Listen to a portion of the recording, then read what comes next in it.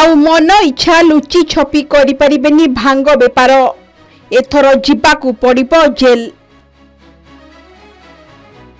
हाँ दर्शक बंधु एणिकी निशा द्रव्य तालिका रे गणा हेबो भांग। भांग को मादक द्रव्य घोषित। राज्य रे भांग को मादक द्रव्य घोषणा कला अबकारी विभाग। एने विभाग पक्षरु विधिवत विज्ञप्ति प्रकाश पाइछि। भांग को खाद्य और पानीय रे मिसाई एक मन उत्तेजक द्रव्य भावे व्यवहार करा जाए, जहा फल विशृंखला, शत्रुता, विकृति, मतिभ्रम एवं चिंता शक्ति हराइबा आदि देखा देइथाए। भांगर बेआईन कारोबार उपरे कड़ा कार्यानुष्ठान पाई निर्देश दिया जाइछि। अबकारी विभाग पक्षरु प्रकाशित विज्ञप्ति अनुसार भारत रे चाष हेउथिबा गंजेई गछ पत्ररु भांग प्रस्तुत हेउछि।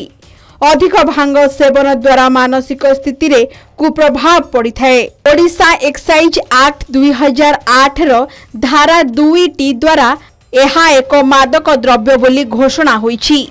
भांग एभली एक निशा द्रव्य जहाकू धूमपान, चोबाई खाइबा सह विभिन्न पणा आदि रे मिसाई व्यवहार करा जाय थाए।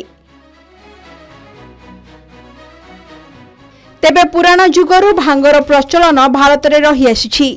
साधु माने एहार उत्तेजक गुण को व्यवहार करी भगवानंकर सानिध्य पाइबा निमंते अधिकरु अधिक समय ध्यानरत रहिथांती।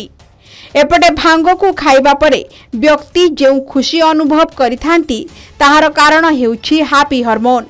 एहा शरीर रे पहुंची डोपामाइन हार्मोन निर्गत करिथाए। एहा को हैप्पी हार्मोन बोली कहा जाय। यह आम मूड को नियंत्रण करिथाए, जहा फल रे लोक माने सही सुख को बारंबार पाइबा पाई निशाग्रस्त हेबा आरंभ करि दियंती। एही अभ्यास शरीर उपरे कुप्रभाव पकाई थाए। तेबे सरकारंकर एभली एक निष्पत्ति को विभिन्न महल रे स्वागत करा जाइछि। भांगर जेउ कुप्रभाव समाज उपरे पड़ुछि ताहा समस्तंकु जणा अछि। जदि भांग को निशाद्रव्य भाव में ग्रहण करा जिवो तेबे एहार खुलमखुला बिक्री और व्यवहार उपरे किछिटा अंकुश लागिबारे सहायक हेबो। ब्यूरो रिपोर्ट के न्यूज ओडिशा।